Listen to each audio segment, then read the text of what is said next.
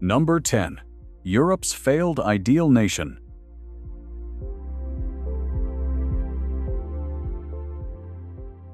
In the northern reaches of Europe, there is a country shaped not by noise and haste, but by silent forests and the steady turning of seasons. Here, ancient granite meets the cold waters of the Baltic Sea, and cities rise with calm precision. This is Sweden.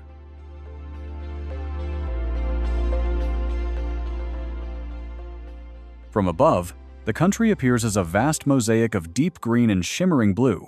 Forests cover nearly 2/3 of the land, while close to 100,000 lakes scatter across the landscape like pieces of broken sky. Sweden stretches across about 450,000 square kilometers, or around 174,000 square miles. Yet only about 10,600,000 people live there, or roughly 24 residents per square kilometer.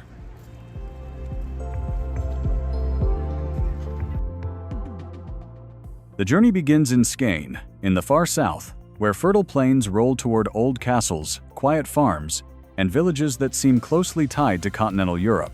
Travel north, and the fields slowly give way to darker forests, mirror-smooth lakes, and red wooden houses glowing beneath the trees. Farther still, the landscape rises into the mountains and Arctic tundra of Lapland, part of Sapmi, the ancestral homeland of the indigenous Sami people.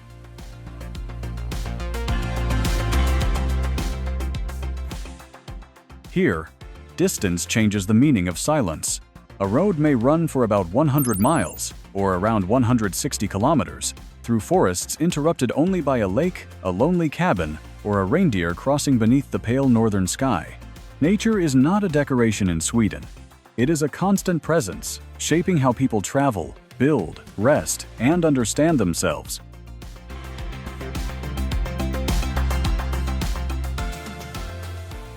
Even the light seems to possess a personality of its own.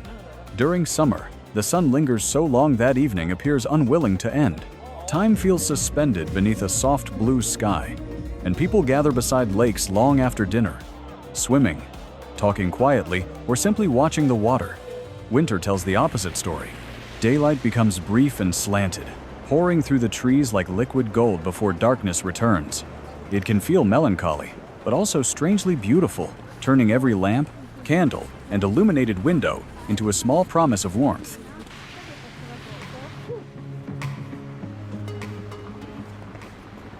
This vast natural backdrop has helped create a culture that values space, privacy, and solitude.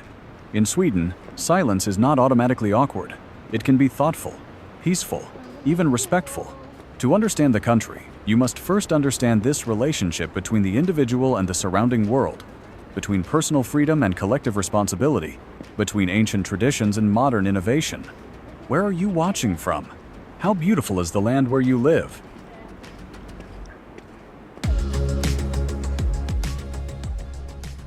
Daily life follows a similar rhythm.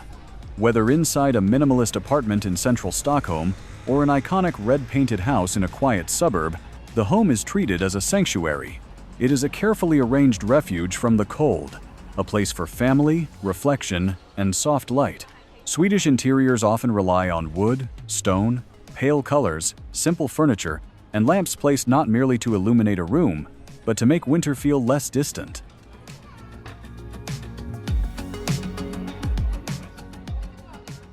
Many people live in apartments connected to a housing cooperative known as a bostadsrätt. This creates a curious balance between private ownership and shared responsibility. Nowhere is that balance more visible than in the communal laundry room, the tvättstuga. Residents reserve exact time slots, follow strict cleaning routines, and quietly expect the next person to do the same. Forgetting to remove lint from the dryer filter may seem minor elsewhere. Here, it can feel like a violation of the social contract.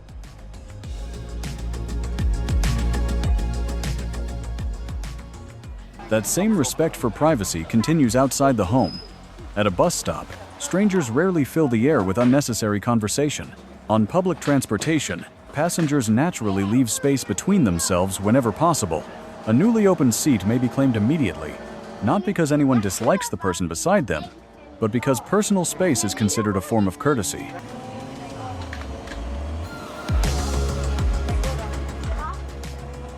To visitors, This reserve can initially feel cold, yet beneath it lies something more subtle. Swedes often prefer sincerity to performance, meaningful conversation to empty politeness, and genuine friendship to instant familiarity. Trust may take time, but once given, it is rarely casual.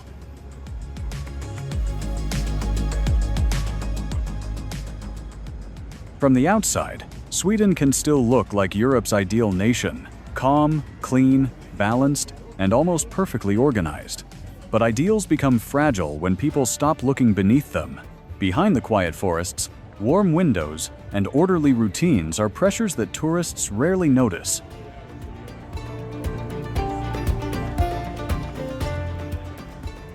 Before we uncover those hidden cracks, however, another image has made Sweden famous around the world. Its women are admired not only for their beauty, but for a distinctly Nordic independence that can surprise anyone who mistakes confidence for coldness.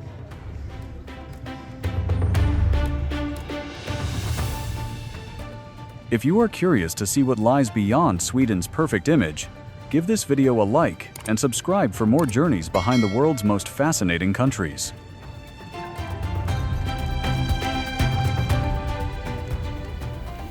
Number 9. The country famous for its beautiful women.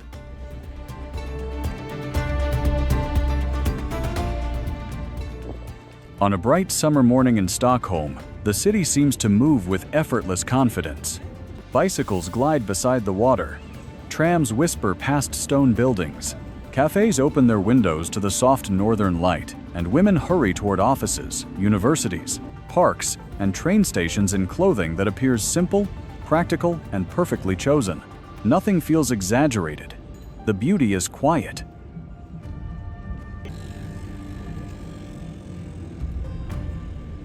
This is the image that has followed Sweden around the world. Tall women with fair hair, pale skin, and blue or green eyes often dominate travel videos and magazine covers. But the real streets of Stockholm, Gothenburg, and Malmö reveal something far more interesting. Modern Sweden is diverse, and Swedish beauty no longer fits one narrow picture. You see dark curls, freckled faces, headscarves, tattoos, natural makeup, athletic clothing, and elegant coats moving through the same summer crowd.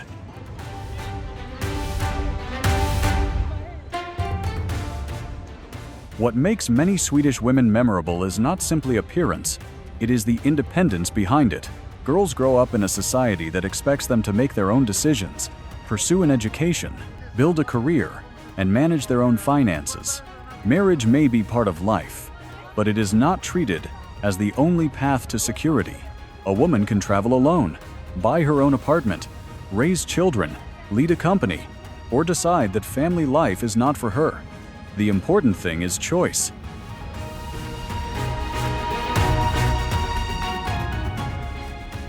That confidence becomes especially visible in dating.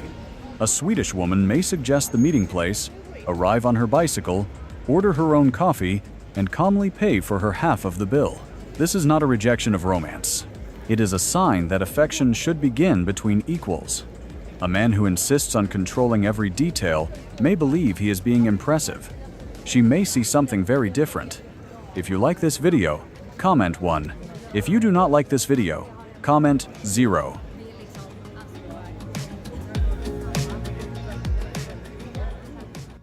In Sweden, a relaxed fika can say more than an expensive dinner.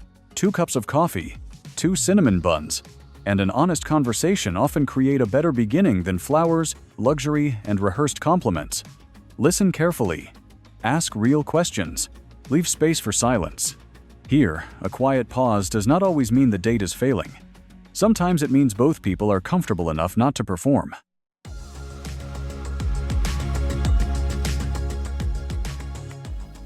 The cultural influence of jantelagen also matters. This unwritten idea warns people not to act as though they are more important than everyone else. Confidence is welcome. Arrogance is not. Boasting about money, status, or romantic success can destroy interest faster than an awkward silence. Sincerity carries far more weight.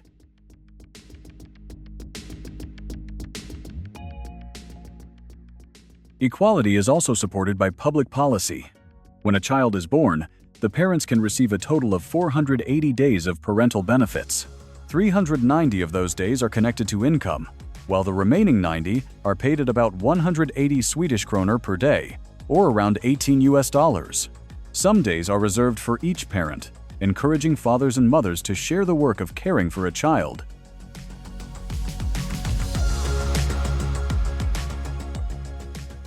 This changes what family life looks like. In Swedish cities, fathers pushing strollers are an ordinary sight. Men take children to playgrounds, prepare meals, attend medical appointments, and stay home during parental leave. The message is clear. Raising a family is not automatically the woman's responsibility.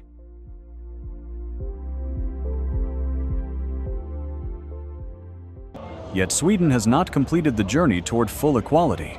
In the year 2025, women earned an average of about 40,600 Swedish kroner per month, or around $4,000. Men earned about 45,100 Swedish kroner, or around $4,400. Different occupations, working hours, and management positions explain part of the gap, but the difference still reveals that legal equality has not erased every economic imbalance.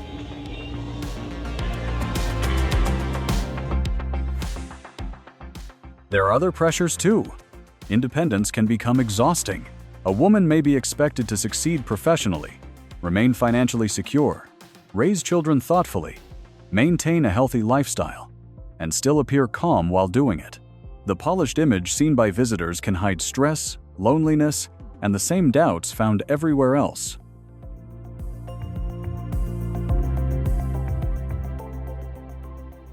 That is the true secret behind Sweden's reputation. Its women are not fascinating because they all look alike. They are fascinating because they are expected to stand on their own, speak honestly, and enter relationships without surrendering their freedom.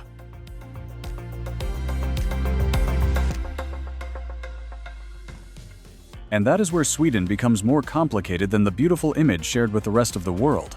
But independence and equality cannot remove every pressure. Beyond the beautiful streets and peaceful fika tables lies an expensive, cold, highly regulated life that can leave newcomers feeling surprisingly alone. Before we continue deeper into the real Sweden, give the video a like, subscribe, and join us for the rest of this unforgettable journey.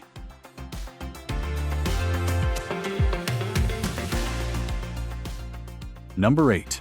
The disadvantages of living in Sweden that tourists never see.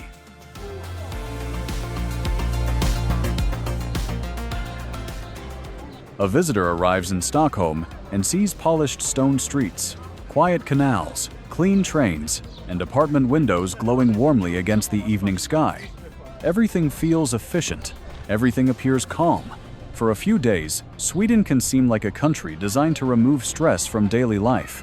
But living here is different from visiting, and the first surprise often arrives not through the cost of a meal or the silence of a bus, but through the sky itself. For tourists, these inconveniences remain invisible because hotels, short visits, and summer sunlight soften everything.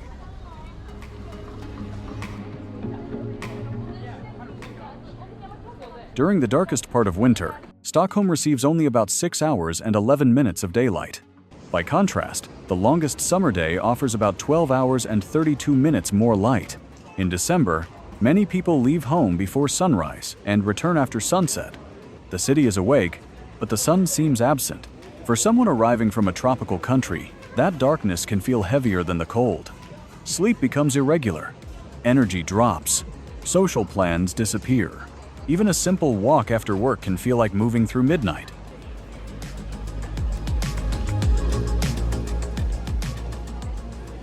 Then comes housing. Sweden is not merely expensive, it is difficult to enter.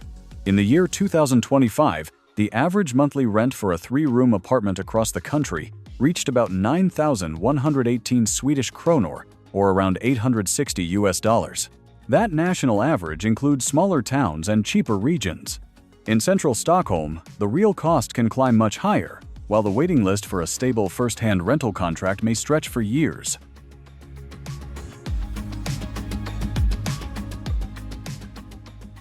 Many newcomers therefore rely on second-hand contracts. These can be temporary, expensive, and uncertain. You may find a beautiful apartment, unpack your life, and then discover that you must move again within months. Deposits, moving costs, storage, and new furniture quietly consume savings. Even professionals with good salaries can spend more time searching for a home than enjoying the city they came to live in.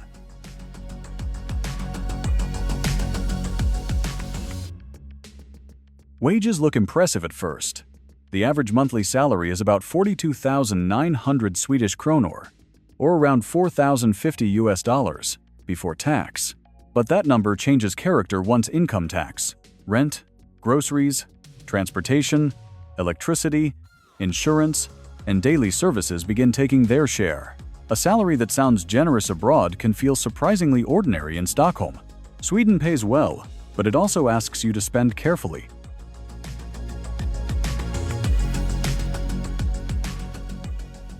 Healthcare presents another contradiction. The system is universal, trusted, and capable of excellent treatment. Yet access is not always fast. If specialist care is required, the national guarantee allows up to 90 days for an appointment, followed by another period of up to 90 days before treatment begins. Emergency care is different, but for a non-urgent condition, patients may become part of the prescription.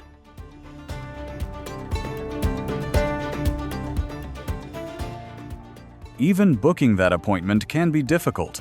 Sweden is one of the most digital societies on Earth, yet nearly 1/4 of adults reported abandoning an attempt to arrange medical care because the online service was too complicated.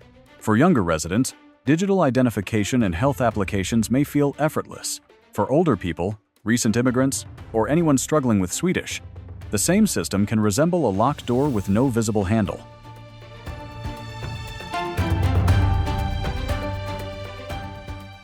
Then there are the smaller shocks that no travel brochure mentions. English is widely spoken, but learning Swedish still matters if you want deeper friendships, better work opportunities, and a genuine sense of belonging. Neighbors may be polite for years without becoming close. Strangers rarely begin conversations at bus stops. On a crowded bus, someone may move away the moment another seat becomes available. It is not rejection. Personal space is simply treated as a form of respect.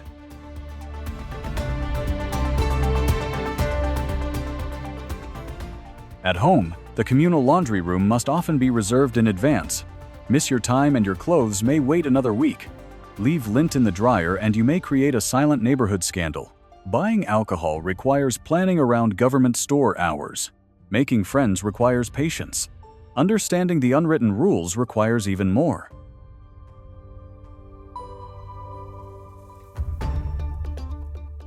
Sweden can still offer safety, beauty, order, and an extraordinary quality of life. But the price is not measured only in Swedish kronor or US dollars. It is paid in darkness, waiting, self-discipline, and the willingness to adapt. And in a country where almost everyone is connected, an even darker problem has emerged. Street violence no longer stays on the street. It is recruited, directed, recorded, and spread through the screen.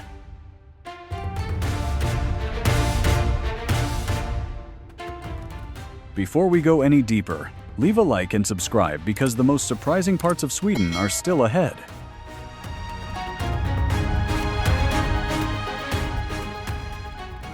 Number 7. The dark side of Sweden's internet.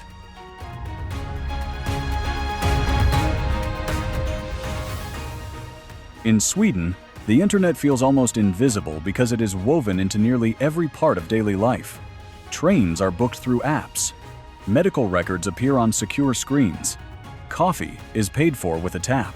Families, schools, businesses, and public services all depend on constant connection. In the year 2025, about 97% of people in Sweden use the internet, and around 93% went online every day. That level of connection looks like progress. Yet every bright network also casts a shadow.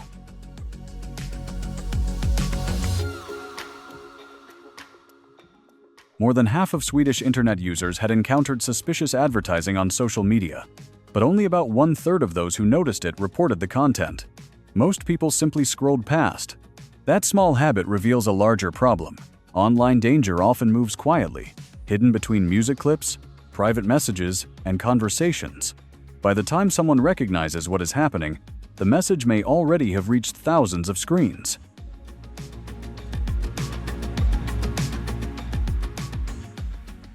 The story of Einar shows how a digital reputation can become a second life, one that is almost impossible to control. He rose from a Stockholm neighborhood to become the most streamed artist in Sweden while still a teenager. His songs, image, and public disagreements all lived online, where attention arrived instantly and rarely disappeared.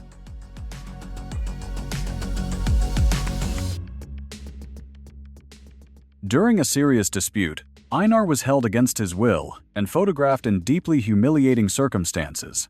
Those images were then circulated to damage the confidence and public identity he had built. The physical ordeal eventually ended, but the digital one continued. Copies remained in private groups and on distant accounts, returning whenever someone chose to share them again. Later, his life ended at only 19. The internet that had carried his music across Sweden had also preserved the moments he most wanted forgotten.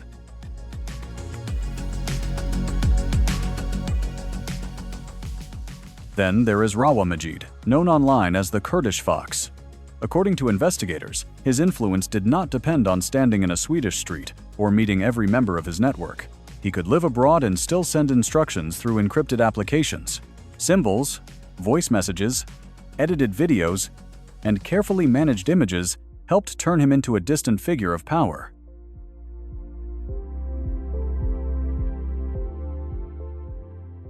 This is where the internet changes the structure of organized crime. A leader can remain far away, while young recruits receive directions on a phone. Tasks and payments may appear inside private groups. Teenagers can be made to feel chosen, important, and protected by people they have never met. The screen removes distance, but it also hides consequences.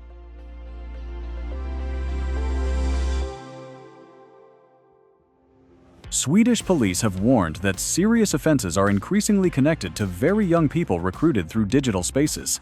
About 5,000 individuals in local police monitoring have links to vulnerable areas. More than 900 are newer cases, and roughly half of that newer group consists of young people considered at risk of recruitment.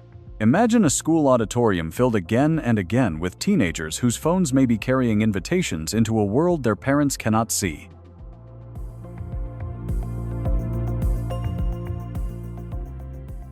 The case of Gaboro reveals another disturbing change. He built his musical identity through TikTok, Spotify, and a recognizable masked image.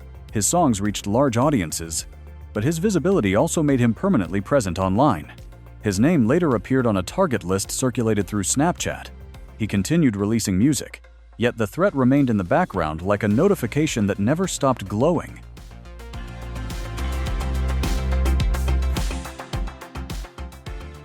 In December of 2024, Gaboro lost his life after being pursued in a parking area. Investigators said the incident was recorded and shared online before his family had received official confirmation. The recording was not simply evidence. It became a message, moving through the same digital channels that had once carried his music.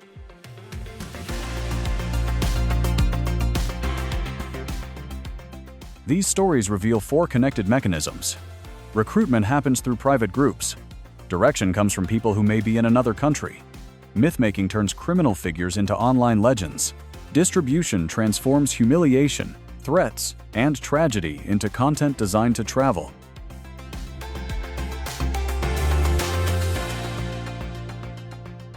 The internet did not create every social problem facing Sweden.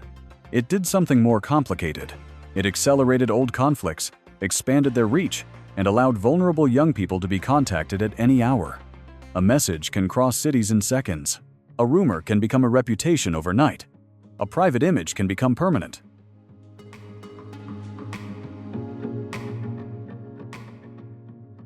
And while Swedish authorities struggle to control this nearly borderless digital world, another form of control remains highly visible in everyday life. In Sweden, the government still decides where, when, and under what conditions people may buy alcohol.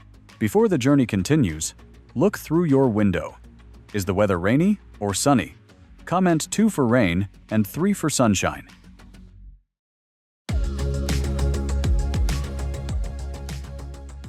Number 6. The free country where the government controls every bottle of alcohol.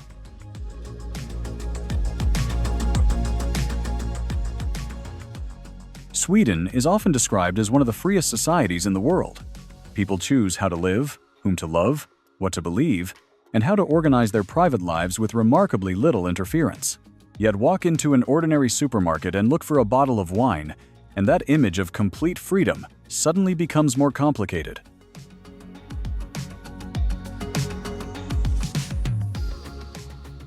You may find light beer, but not the stronger drink you expected.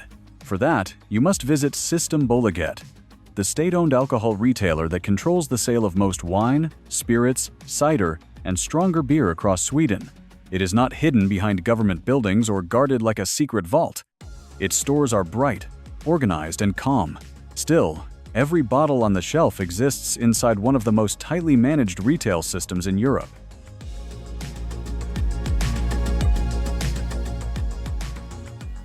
The rules begin with strength. Beer above roughly 3.6% falls under the monopoly. Wine and cider above about 2.25% may also come under its control in cases involving private import. The details sound technical, but the experience is simple. If the drink is stronger than what ordinary supermarkets may sell, Systembolaget is usually where the journey begins.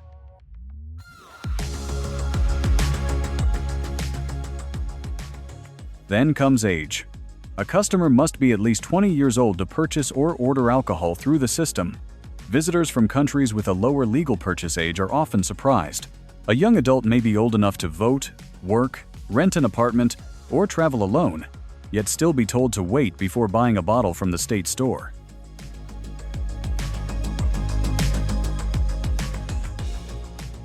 Systembolaget does not behave like a normal retailer because it says its purpose is not to persuade people to buy more. There are no cheerful promotions urging customers to fill their carts. The company does not operate primarily for profit, and its displays are designed to remain neutral between brands. The atmosphere feels less like a celebration of consumption and more like a library where every bottle has been carefully cataloged.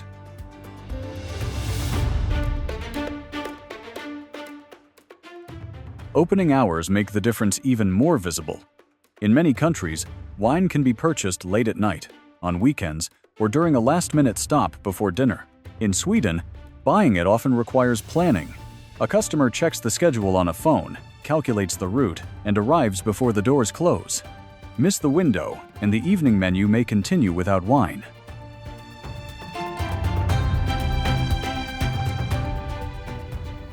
The ritual changes behavior in subtle ways. Dinner hosts plan days ahead.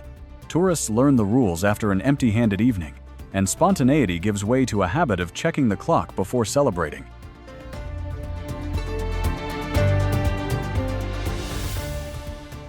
This becomes especially dramatic before midsummer. Lines form outside stores as shoppers prepare for long tables, pickled herring, songs, flowers, and gatherings that stretch into the pale northern night. Shopping carts fill quickly. Then the doors close, while nearby supermarkets remain open and brightly lit. The message is unmistakable.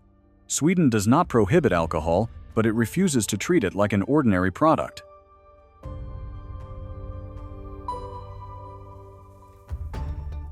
Supporters believe this distance between alcohol and commercial pressure matters.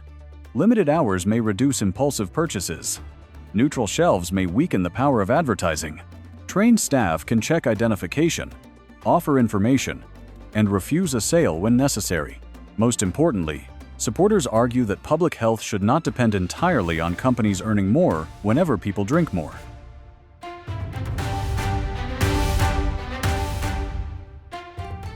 Critics see another picture.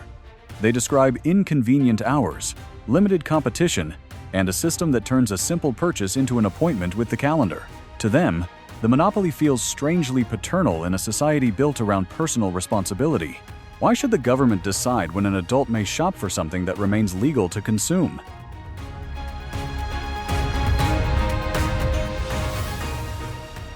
That question reveals the heart of the Swedish paradox. Freedom here does not always mean the absence of rules. Sometimes it means accepting restrictions that are presented as protection for the wider community. The individual remains free to drink, but the market is not free to encourage endless consumption.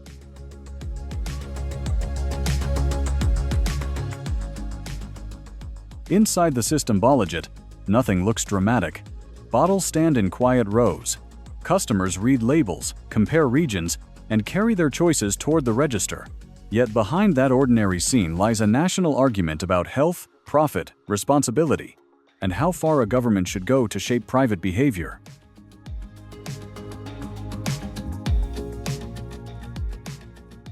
And alcohol is not the only part of Swedish life that demands careful planning.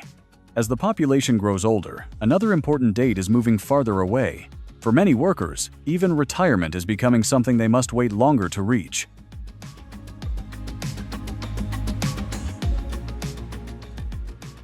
Number 5. The retirement dream Sweden can no longer promise.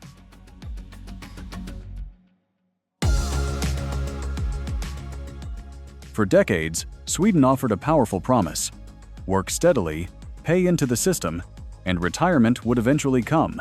Retirement meant slow mornings, coffee beside a quiet lake, summer weeks in a red wooden cottage, and enough security to stop counting every grocery bill. That dream has not disappeared, but it is becoming less equal, less predictable, and farther away for younger generations.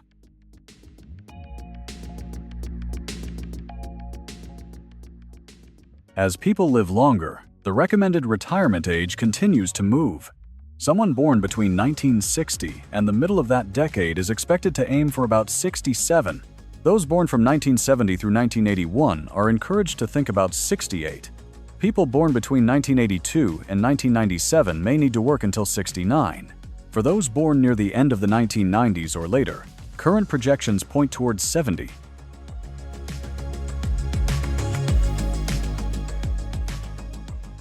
Imagine two workers sitting at the same lunch table.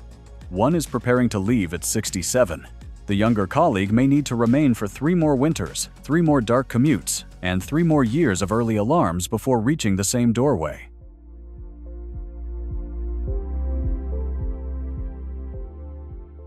Then comes the question of money. In January of 2026, the average public pension before tax was about 16,800 Swedish kronor per month, or around $1,600. For women, the average was about 15,600 Swedish kronor, or around $1,480. For men, it was about 18,100 Swedish kronor, or around $1,720.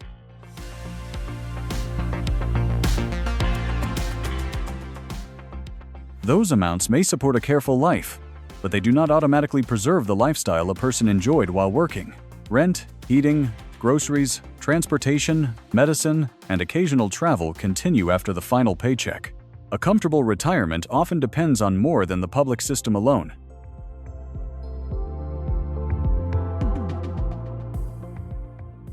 Swedish retirement income usually rests on 3 pillars. The first is the public pension. The second is an occupational pension paid through an employer.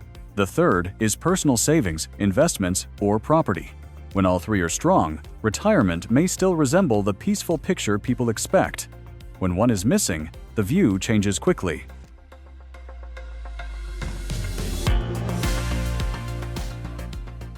The most vulnerable are often those whose careers were interrupted, whose salaries remained low, or whose employers offered weak pension arrangements. A few years outside, the workforce can look small on a calendar, yet decades later, those missing contributions may reappear as a smaller monthly payment.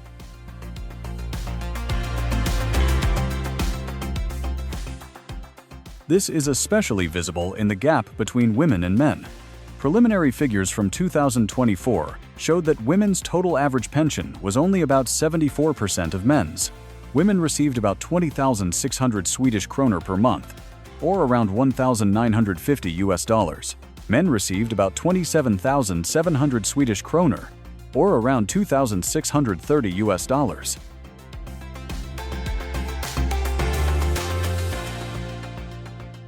The difference does not begin at retirement. It is built slowly through lower earnings, more part-time work, longer periods caring for children, fewer years of contributions, and weaker occupational pensions. The pension statement at 65 is often the final page of a story written across an entire career.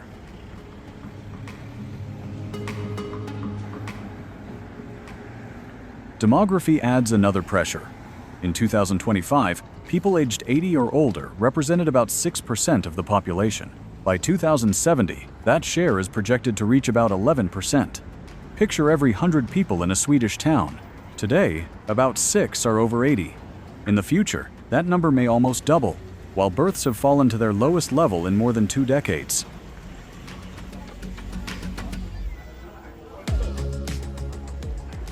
This does not mean Sweden's pension system has collapsed. It means the old promise must be adjusted. More retirees will need support, while a smaller, younger generation carries a larger share of the responsibility. The answer increasingly involves working longer, contributing more consistently, and building additional security through employers or personal savings.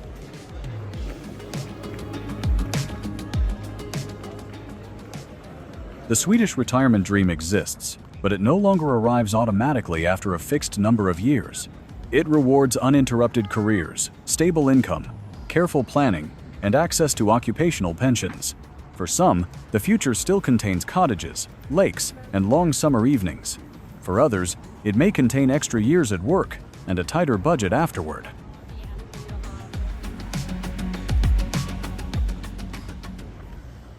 And when the future requires so much calculation, Swedes often search for comfort at the table. Yet even their most innocent food traditions carry a darker history than many visitors would ever imagine.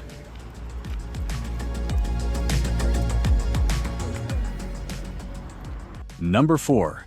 Swedish food, from stinking fish to a candy culture with a dark past.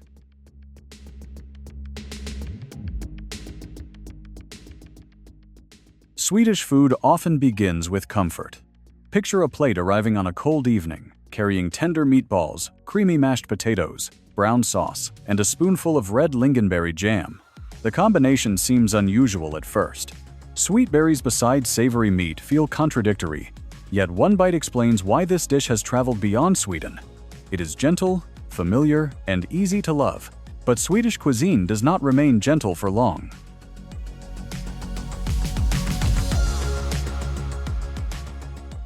Travel north, wait until late summer, and you may encounter surströmming, the fermented Baltic herring whose reputation reaches the table before the can is even opened. The tradition dates back to around the 16th century, when salt was expensive and communities needed another way to preserve fish through long northern winters. Fermentation became a practical solution, and over generations, necessity became identity.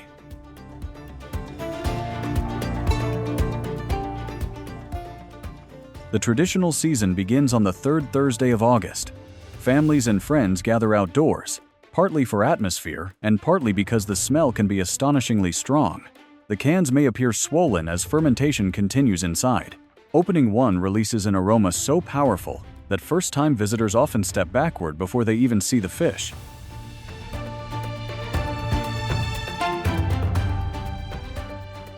Yet, locals do not eat surströmming alone. It is placed on thin bread with potatoes, chopped onion, and sour cream. Together, the ingredients soften the intensity and create something more balanced than the smell suggests. For many Swedes, this is not an internet challenge. It is memory, family, and summer tradition sealed inside a can.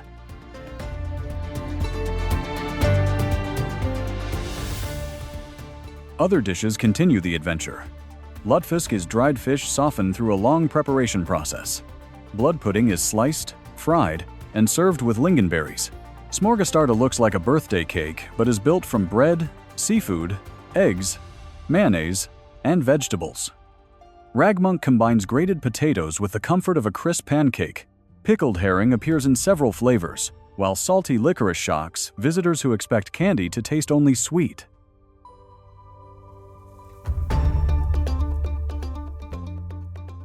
Then Sweden reveals another contradiction. This health-conscious country has an extraordinary appetite for sugar. The tradition called lördagsgodis means Saturday candy. Children and adults fill paper bags from walls to pick and mix sweets, choosing chocolate, gummies, licorice, caramel, and sour pieces one scoop at a time. The idea is disciplined pleasure. Instead of eating candy throughout the week, families concentrate on the ritual on Saturday.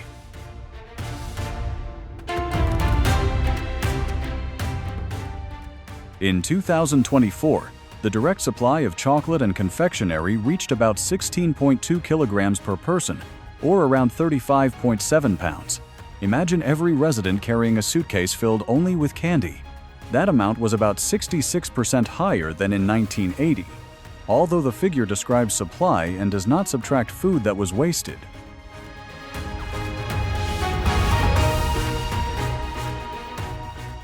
The cheerful Saturday ritual, however, stands beside a troubling chapter in Swedish medical history.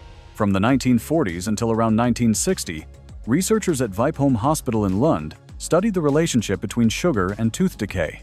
Hundreds of patients with intellectual disabilities were placed on high sugar diets. During one phase, sticky sweets were used specifically because they remained on the teeth longer and increased decay.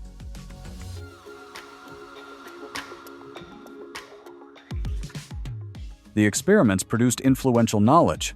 Researchers learned that eating sugar repeatedly between meals caused more damage than consuming a similar amount at a concentrated time. That finding later strengthened the argument for limiting sweets to certain occasions rather than allowing constant snacking.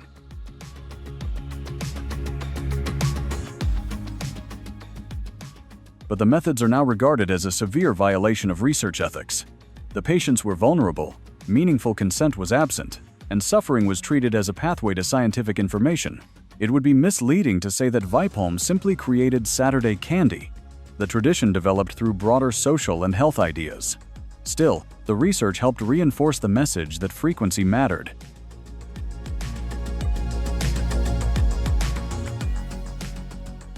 This is what makes Swedish food so revealing. Every plate carries more than flavor. Meatballs speak of comfort. Fermented fish tells a story of survival in a harsh climate. Pickling, drying, and preserving show how people learn to make winter less powerful. Candy reveals both restraint and indulgence.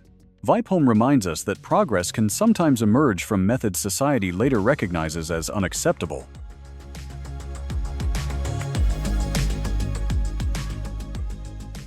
Swedish cuisine, therefore, tells two stories at once. One celebrates imagination, endurance, and the ability to transform scarcity into tradition. The other asks how knowledge should be gained, who is protected, and who pays the hidden cost.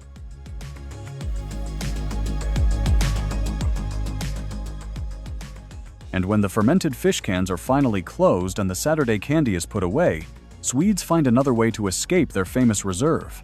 They step into festivals where fire, flowers, light, music, and shared drinks transform the entire country into someone almost unrecognizable.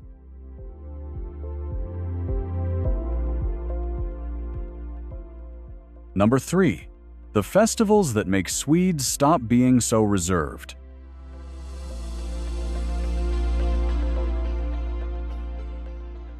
Sweden is famous for silence. On buses, strangers rarely begin conversations. In apartment buildings, neighbors may exchange polite greetings for years without becoming close. Even at work, emotion is often measured carefully. But this calm image changes when the calendar reaches certain sacred moments. Suddenly, the quiet country sings, dances, laughs, and gathers around fire.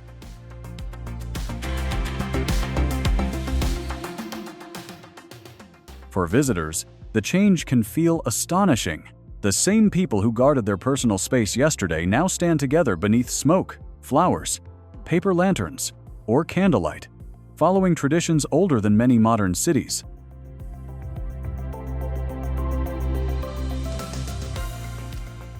The first great transformation arrives on the last evening of April with Valborg. Long ago, people believed flames could chase away harmful spirits and protect the coming season. Today, the bonfires welcome spring, but the feeling remains almost magical. Huge piles of wood rise beside lakes, parks, and fields. When the fire catches, orange light spreads across faces still wrapped in coats because the air can remain surprisingly cold.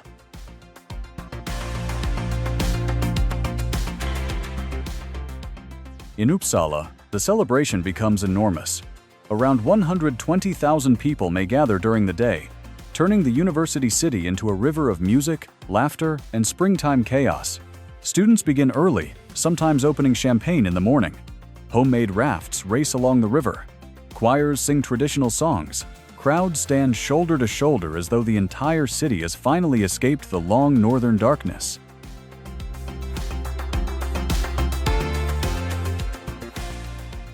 Then comes midsummer. perhaps the most beloved celebration of the Swedish year. Midsummer Eve falls on a Friday between the 19th and the 25th of June, when daylight lingers deep into the night. City streets grow quieter as families travel toward cottages, islands, farms, and villages. Work schedules, traffic, and urban routines are left behind.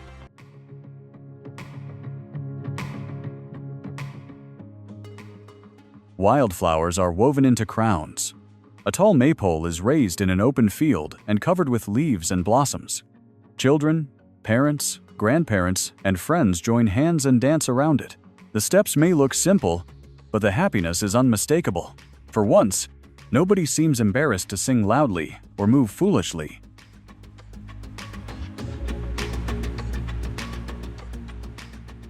The table is filled with pickled herring, fresh potatoes, sour cream, chives, and strawberries. Short drinking songs interrupt the meal again and again. Glasses rise, voices grow warmer. Beyond the table, the sky refuses to become fully dark, and the evening feels suspended between day and night. Midsummer reveals something important about Sweden. The people are not without emotion. They simply express it more freely when tradition creates a shared permission to do so.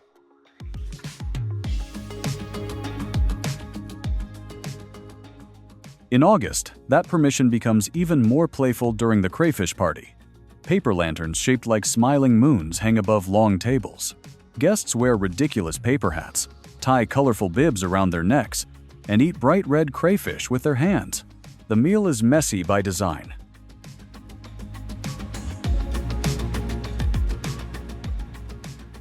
Songs begin before each drink. Laughter becomes louder.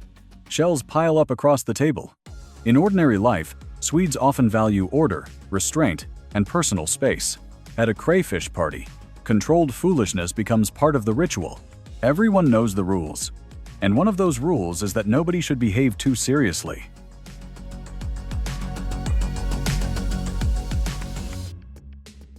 Then winter returns, bringing darkness so deep that light itself becomes a celebration. On the 13th of December, Sweden marks Lucia Day. In schools, churches, hospitals, offices, and family homes, processions move slowly through dim rooms. Participants wear white robes and carry candles. One person represents Lucia, traditionally wearing a crown of lights.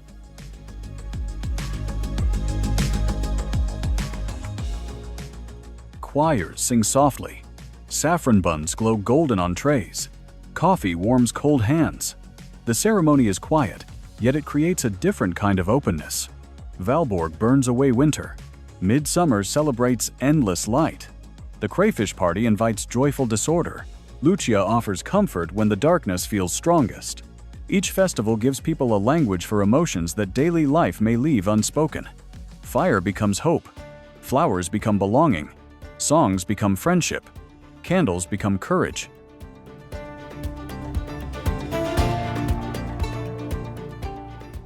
This is why Swedish Reserve is often misunderstood. It is not necessarily cold. It is a culture that values boundaries, timing, and shared context. A stranger may not speak to you on a bus, but the same person may sing beside you around a bonfire or place a flower crown on your head at midsummer. The festivals do not change Swedes into different people. They reveal the people who were there all along, waiting for the right moment, the right song, and the right ritual.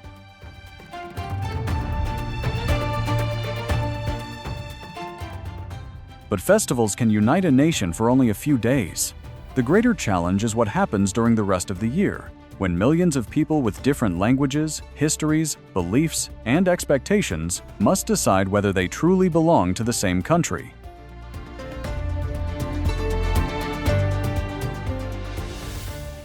Number 2. The failure of Sweden's multicultural dream.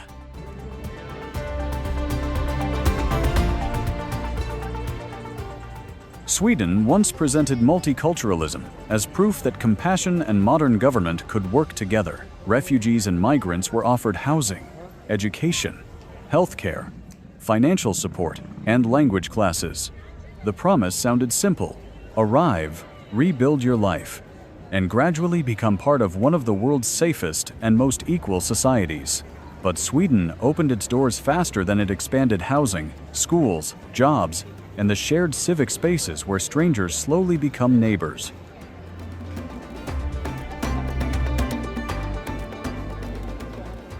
By the end of 2025, Sweden had about 10,605,500 residents. Around 2,210,638 were born abroad, equal to about 28% of the population. Nearly 2,936,843 people, or roughly 27.7%, had a foreign background under the national statistical definition. About 65.8% of foreign-born residents had already become Swedish citizens. Those numbers describe a transformed country, but they do not reveal where people live.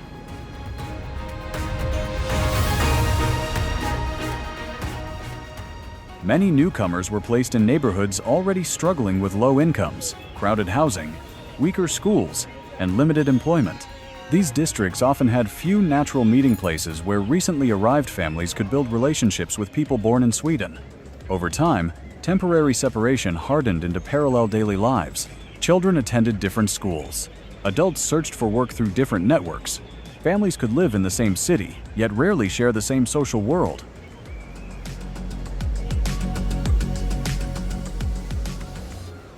The labor market shows the distance. In March of 2026, about 83.3% of Swedish-born adults between 20 and 65 were employed. Among foreign-born adults, the figure was about 66.7%. In January, unemployment stood near 11.9% for foreign-born residents, compared with about 3.5% for people born in Sweden.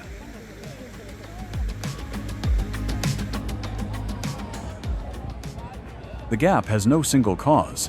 Swedish language skills matter. Foreign degrees may be difficult to recognize.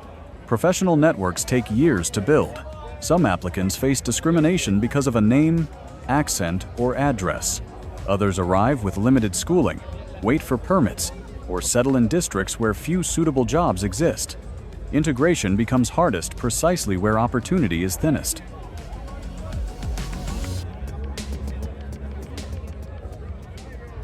Sweden now lists 65 vulnerable areas, including 19 classified among the most serious. Yet the picture requires care. Police have also reported modest overall improvement, and part of the increase from earlier lists came from changes in how districts were divided, not because several new neighborhoods suddenly collapsed.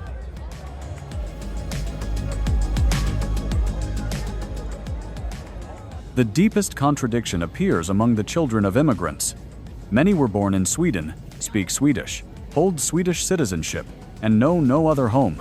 Still, some grow up in separated schools and are judged by their surname or postal code. They may be told they are not fully Swedish, while also feeling distant from the country their parents left.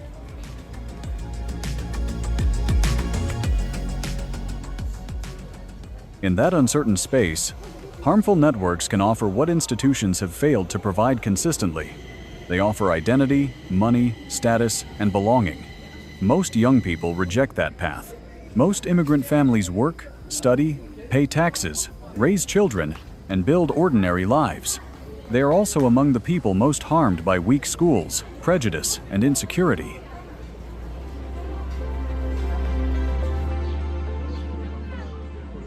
The controversy became sharper when Sweden expanded voluntary repatriation support from the 1st of January, 2026. Eligible adults choosing to return could receive about 350,000 Swedish kronor, or around $33,000.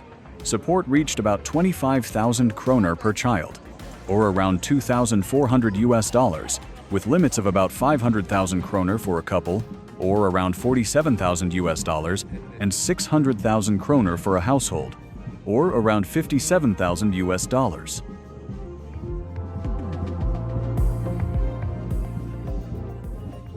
This was not a payment offered to every immigrant to leave.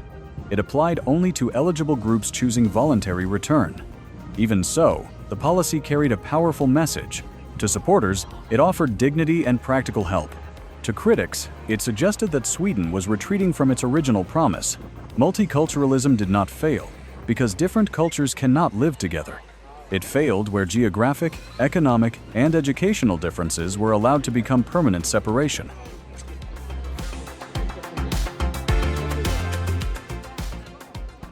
And when insecurity, inequality, an aging population, divided schools, and disappointment with integration arrive at the same moment, the final question changes. It is no longer whether Sweden has problems. It is whether the entire Scandinavian myth is beginning to crack before our eyes.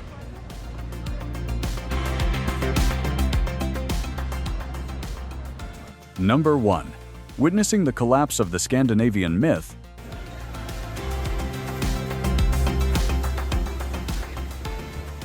Return to Stockholm at dawn. The water is still enough to hold the city like a mirror. Children pedal towards school in bright jackets. Commuters step onto clean trains. Patients enter public hospitals beneath calm blue signs. From a distance, Sweden still looks like the future many countries once hoped to become. Then the camera turns.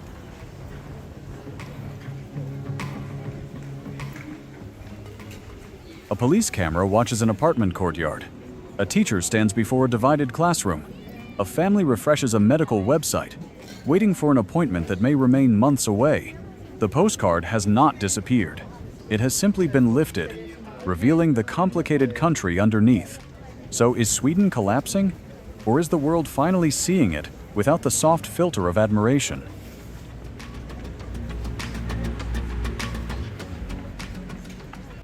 The first pillar under pressure is safety. Criminal networks and the recruitment of young people are real problems. Yet the state has not lost every tool of response. During the first half of 2026, reported shootings and explosions fell significantly compared with the same period 1 year earlier. That decline does not erase fear, but it shows that institutions can still react, investigate, and change direction.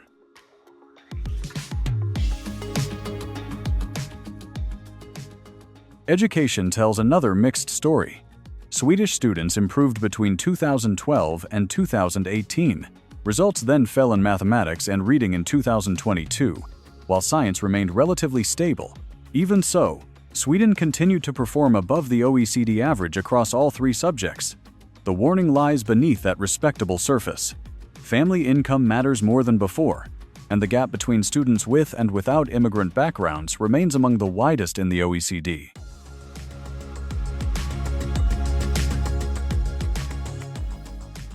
Healthcare carries the same contradiction. Access remains broad, and few people are abandoned completely. But a guarantee allowing up to 90 days for specialist care and another 90 days before treatment can feel endless when discomfort shapes every morning. Private clinics offer speed to those who can pay, raising the possibility that one waiting room may quietly become 2.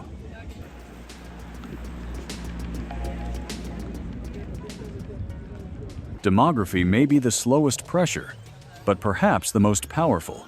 Only about 97,500 babies were born in 2025. Meanwhile, people aged 80 or older represented about 6% of the population and may reach about 11% by 2070. Younger generations could be advised to work until 70, watching retirement retreat like a distant shoreline.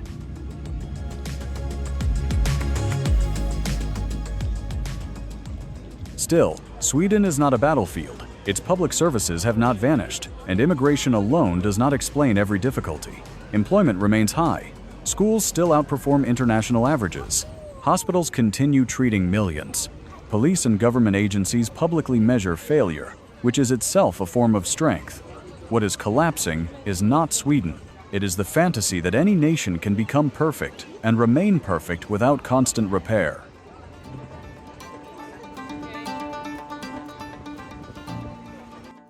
Sweden still possesses capable administration, social trust, tax revenue, extensive education, universal services, and institutions willing to admit uncomfortable truths. It also has money, knowledge, and time to reform. But those advantages mean little unless they are used to reduce residential separation, repair school inequality, prevent young people from being recruited, improve access to work, shorten medical waiting times, protect retirement security, and prepare for an older society.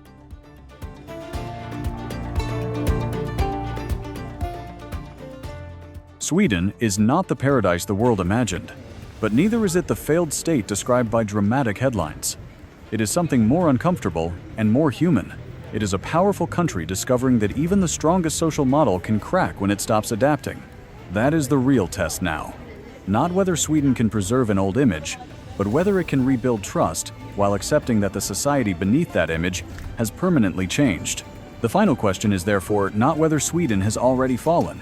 It is whether Sweden can reform quickly enough to protect the very things that once made the world admire it. Thank you for watching. Hello everyone, and welcome to our travel channel. We are two passionate girls behind this journey, working together to explore beautiful places, unique cultures, local food, and inspiring stories from around the world. Every video we create is made with care, from researching destinations and planning, editing, and sharing the best moments with you. Our goal is to bring you closer to the world, one journey at a time, and help you discover places you may have never seen before. If you enjoy our travel videos, please support us by giving this video a like, subscribing to our channel, and turning on the notification bell so you will not miss our next adventure. Your support means so much to us and motivates our team to keep exploring and creating more amazing travel stories for you.